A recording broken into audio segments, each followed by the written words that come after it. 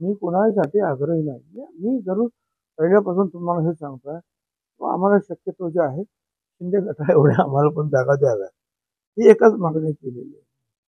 बाकी भुजबळ कुटुंबाबद्दल जे आहे कुठेही मी तुम्हाला कधीही सांगितलेलं नाही आणि कोणालाही सांगितलं ह्या एकूण जेवण जे आहे कॉन्स्टिट्युएन्सी मतदारसंघात झाल्यानंतर त्याच्यामध्ये काय कधी काय असतं की कोणाकडे उमेदवार नसतो चांगला, मग उमेदवार देतात किंवा पक्ष पाहिजे असतो ते आपसामध्ये बसून जे आहे ते ठरवतात.